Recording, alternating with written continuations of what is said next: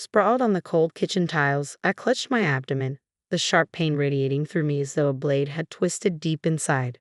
My breath came in shallow gasps as the agony intensified. Catherine, my young daughter, stood nearby, her face etched with concern. "Mommy, are you okay?" she asked, her voice trembling. Through gritted teeth, I forced a calm tone. "I'll be fine, sweetheart. It's just a bad stomach ache," I lied, trying to shield her from the severity of my condition. Footsteps approached, and my husband, Willie, appeared in the doorway. His expression was more annoyed than concerned as he looked at me, suitcase in hand. "What's happening, Amy? Why are you on the floor?" His voice was edged with irritation, not alarm. "I think it's appendicitis, Willie. It's really severe. We need to go to the hospital," I gasped, each word punctuated by waves of pain. He scoffed dismissively. "Appendicitis? You're probably just overreacting. It's probably just indigestion." I tried to argue, but a sharp stab of pain silenced me. Willie glanced at his watch, impatience flickering in his eyes. "I can't miss this trip with Carol. Just call a taxi or something," he said, waving his hand dismissively. My disbelief grew as I tried to speak again. "Willie, I can't even move. Catherine's here. I need you," I pleaded, my voice heavy with desperation. He shook his head, unmoved. "It's probably nothing. Call if it gets worse," he said curtly before turning to leave, his suitcase trailing behind him. I lay there, pain racking my body, with only Catherine's small hands in mine for comfort. Tears welled up in her eyes. "Mommy, don't be sick. You have to be okay," she sobbed. Gathering the remnants of my strength, I pulled her close. "I'm here, darling. Mommy's here." With Willie gone, urgency gripped me. My hands trembled as I reached for my phone and dialed the one person I knew would come, my brother Russell. The phone rang, slicing through the silence of the kitchen. "Hello." Russell's voice was a beacon of hope. "Russell, it's Amy. I need help. I think it's appendicitis. I can't move." I rushed out, each word a struggle against the pain. "Catherine is scared," I managed to add, my voice breaking. After a brief silence, Russell's calm and reassuring voice came through the phone. "I'm on my way, Amy. Hold tight. I'll be there soon." Resting on the cold tiles, I closed my eyes, trying to withstand the sharp pain that coursed through me. Catherine stayed close, her small presence a slight comfort amidst the chaos. In that moment, a resolute feeling took root inside me. Willie's neglect in such a critical time was not just hurtful, it was a profound betrayal. Something had shifted, and I knew things were bound to change. Later, in the sterile hospital room, the rhythmic beeping of machines became a strange comfort. The surgery to remove my inflamed appendix had been successful, but the emotional wound Willie had inflicted lingered. I had called my parents to look after Catherine while I recuperated, and their voices brimmed with concern. The unasked questions about Willie's absence hung heavy in the air. 2 days later, I returned home, the physical pain now a dull ache, a faint echo of what had transpired. Catherine's joy at seeing me again was a bright spot. "Mommy, you're back. Are you all better now?" Her innocent question warmed my heart. "I'm getting there, sweetie," I replied, pulling her into a tight embrace, grateful for her comforting presence. But our peaceful reunion was short-lived. The next day, the doors slammed open, and Willie and his sister Carol burst in, frustration in their voices. "Why didn't you pick us up yesterday? We had to pay extra for a taxi and train fares." Willie's accusatory tone filled the room as he strode into the living room. A surge of anger welled up inside me. "Welcome back. Must have been quite a journey," I responded coldly, meeting his gaze. Willie stopped, taken aback by my frosty reception. Even Carol seemed surprised by the palpable tension. "What's with the attitude, Amy?" Willie demanded. I couldn't hold back any longer. "While you were enjoying your trip, I was in the hospital," I said, my voice calm but charged with anger. I glared at Willie and his sister, whose demands often pulled him away from his family responsibilities. Carol's face turned red and Willie looked genuinely confused. "What are you talking about? You're fine, right?" he asked dismissively. "It's not just about being okay, Willie. It's about being there when your family needs you," I retorted, my frustration reaching its peak. Before Willie could respond, the door swung open, revealing Russell, our parents, and Willie's parents. Their eyes, filled with varying shades of anger and disappointment, were fixed on Willie and Carol. Willie's voice trembled as he asked, "Why is everyone here?" His usual confidence had faded under their intense scrutiny. Taking a deep breath, I realized that this moment, this confrontation, would be the turning point for everything that followed. I gathered every ounce of strength I had left to express the hurt and betrayal that had built up inside me. Willie, you left Catherine and me alone when we needed you the most, I said, my voice steady but firm. I was in the hospital, and you weren't there. I had shared everything with our families, and as I spoke, Willie seemed to shrink before my eyes. His usual bravado was gone, and his gaze flitted around the room, searching for an alley, but finding none. It's not just about this incident, Willie, I continued. It's about all the times you've put Carol before your own family. Russell, his disappointment clear, added his voice to the confrontation. You've been neglecting Amy and Catherine for far too long. Carol, once so confident, now shifted uncomfortably. Her eyes bounced between the floor and the upset faces around her usual arrogance faltering. Willie scrambled to defend himself, offering excuses and justifications, but the room was thick with tension. I could feel it. This was a pivotal moment. I realized then that I could no longer live in the shadow of Willie's neglect. It was time for a change. It was time to stand up for myself and protect Catherine. The meeting ended without resolution, but for me, it marked the beginning of a new chapter, one where I would no longer tolerate being overlooked. The message from that day was clear. I had the support of our families, and Willie's indifference had finally crumbled. As our relatives filed out, his parents gave me sympathetic looks, an unspoken admission of their son's shortcomings. That night, as I lay in bed, the day's confrontations replayed in my mind. Anger, disappointment, but also something new, a growing sense of empowerment. Willie's true colors had been revealed, and I knew it was time for me to take control of my own life. The following days were filled with tension. The silence between us was heavy, and though Willie tried to act as if everything was normal, the air was thick with unresolved emotions. During this time, I reflected on the deep unhappiness I had been carrying for so long. The decision I was edging towards wasn't easy, but it felt necessary, like taking a long overdue breath of fresh air after suffocating for too long. One evening, while Willie casually flipped through TV channels, I approached him, a folder in my hand. My heart pounded, but my resolve was unshakable. Willie, we need to talk, I said, my voice steady. He glanced up, irritation crossing his face. What now, Amy? He asked, dismissively. Taking a deep breath, I handed him the folder. I want a divorce, I said, each word final and unyielding. I want a divorce, I declared, my voice steady, though my heart raced. Willie stared at me, disbelief flickering across his face before it was replaced with scorn. Divorce? That's absurd, Amy, he retorted, a mocking edge in his tone. You're blowing this all out of proportion. I shook my head, a surge of empowerment rushing through me. It's not an exaggeration, I replied.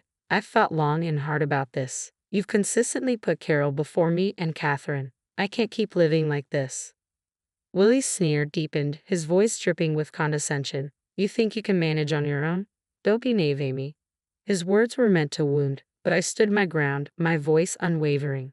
I'm not naive, Willie. I know what this means, but I'd rather face the uncertainty than keep feeling invisible in my own marriage. He laughed bitterly, the sound cold and harsh, echoing in the tense air. Good luck, Amy. You'll regret this when you realize how tough it is out there. His dismissive tone only fueled my resolve. I felt my anger rise not just at his words, but at the years of being sidelined, of feeling like I didn't matter. This moment, though fraught with challenges, was a new beginning for me, a step toward reclaiming my life, my worth. I kept my composure, my voice steady. This is my decision, and I'm sticking to it. For a moment, I thought he might argue further, but instead, he just shrugged, a smug smirk spreading across his face. Fine, have it your way. But remember, I warned you, he said dismissively, turning his attention back to the TV, ignoring me once again. In the midst of the whirlwind of emotions, fear was present, but it was overwhelmed by a deep sense of liberation. For the first time in years, I felt like I was finally taking charge of my own life, stepping out of the shadows. The next day, I began the legal process for the divorce. The paperwork, the procedures, they were daunting, but my resolve was firm. My parents and my brother Russell offered unwavering support, helping me navigate the process with encouragement and guidance. Willie's true nature became more apparent as the divorce unfolded. He was dismissive, uncooperative, and tried to intimidate me into backing down. But I stood my ground. bolstered by my family's support and my own growing sense of empowerment. As time passed, the cracks in Willie's facade grew wider. The charming, confident man I had once married revealed himself to be selfish and manipulative. His true self was exposed for all to see, and I couldn't ignore it any longer. The divorce proceedings were grueling, with Willie's constant attempts to belittle and undermine me. In our meetings, he sneered at my parenting, mocked my future without him. But instead of breaking me, his words only fueled my determination. "Enjoy your struggles, Amy," he taunted during one of our final meetings. "You'll soon see how good you had it with me." His arrogance was infuriating, but I remained composed. I'd rather face challenges every day than spend another moment with someone who has so little regard for his family, I replied firmly. Willie's smug demeanor faltered for a split second, replaced by a flicker of anger, but he quickly masked it with a scoff. I knew then that my resolve had struck a nerve. I was moving forward, no longer tethered to his disdain. When the divorce was finalized, I felt a peculiar mix of relief and anxiety. I was free from Willie, but the path ahead felt daunting. Yet, as I stepped out of the courthouse, a wave of liberation swept through me, revitalizing my spirit. In the weeks that followed, Willie's life began to unravel. His neglectful behavior during our marriage and the news of our separation became hot topics at his workplace. Those who had once admired him now looked at him with pity and disdain. His charming facade had shattered, revealing the pettiness and selfishness beneath the surface. The news of our divorce spread quickly through our community, thanks in part to my well-connected cousin. Willie, who had always been deeply concerned about his image, suddenly found himself the subject of whispered conversations and judgmental glances. Carol, too, was not spared from scrutiny. Her involvement in our marital issues became widely known, and people began to view her with suspicion and disapproval. The once solid bond she shared with Willie now seemed strained and uncomfortable. One evening, as I picked up Catherine from school, I overheard a fierce argument between Willie and Carol outside their house, their voices thick with anger and resentment. "It's your fault we're in this mess," Willie shouted, his frustration palpable. Carol's reply was just as sharp, her voice laden with fury. "How dare you blame me? You're the one who couldn't keep your family together." Their public quarrel stood in stark contrast to the image of unity they once projected. The cracks in their relationship had deepened, and now they were reaping the consequences of their selfish choices. As I walked away with Catherine, a sense of vindication washed over me. It was clear. Willie and Carol were now facing the fallout of their actions, and it felt like a bitter yet deserved lesson. That night, as Catherine slept soundly in her room, I stood by the window, lost in thought. The past few months had been an emotional roller coaster, but they had ultimately led me to a place of strength and self-respect. I had fought for my dignity and for Catherine's future. The road ahead was still uncertain, but I felt ready to face it with newfound confidence. In the aftermath of the divorce, life began to settle into a quieter, yet more fulfilling rhythm. The weight of my unhappy marriage had been lifted, and in its place, I found the freedom to rebuild my life. Step by step, with Catherine by my side, I began the process of starting over. Finding a job was my first priority. The gap in my resume, due to years spent focused on motherhood, was a challenge, but I remained determined. After several interviews, I secured a position at a small accounting firm. The firm, led by a supportive woman who understood the demands of motherhood, offered a flexible and accommodating work environment, a perfect fit for me. Catherine adapted to her new life with surprising resilience. She thrived in kindergarten, making new friends and eagerly diving into her studies. Her laughter and enthusiasm brought a warmth and joy to our home, a welcome change from the tense atmosphere that had once clouded it. Still, there were moments when the ghosts of my past with Willie resurfaced. One afternoon, while dropping Catherine off at school, I overheard a group of parents gossiping. "That's her, Amy. Her husband left her because he couldn't stand being around her anymore," one of them said. Their words stung, but I held my head high. The gossip and judgment felt like small prices to pay for the peace and freedom I now had. Meanwhile, Willie's life continued to unravel. His pride had taken a hit, and his once pristine reputation was now tarnished. I learned through mutual acquaintances that he had moved back in with his parents, a detail he tried desperately to keep secret. His fall from grace was unmistakable. Eventually, news of Willie's return to his parents' home spread, as did Carol's deteriorating situation. Her involvement in our marriage had alienated many of her friends, and her relationship with Willie was now a shell of what it once was. They barely spoke, their connection strained by blame and regret. For me, the support of my family became my anchor. My brother Russell had moved closer, providing unwavering strength. My parents showered Catherine with love, helping to heal the wounds of the past. One day, while sipping coffee in my kitchen, I reflected on the journey that had brought me to this point. The pain, the struggle, and ultimately the liberation, it had all led to this moment of tranquility. I hadn't just survived, I had emerged stronger and more self-assured. My reverie was interrupted by the doorbell. When I opened the door, I was surprised to find Willie standing there. The look on his face was one of defeat. "Amy, I'm sorry. I didn't realize what I had until it was gone," he said, his voice heavy with remorse. His apology, though belated, validated everything I had done. I took a deep breath, offering a quiet response. "Thank you, Willie, but it's too late. I've moved on." As I closed the door behind him, a profound sense of closure enveloped me. That chapter of my life was over. A new one was beginning, and this time, I was the one writing the story. From the living room, I heard Catherine's voice, full of energy and life. A smile spread across my face as I walked toward her. The future was open before us, brimming with hope and possibility.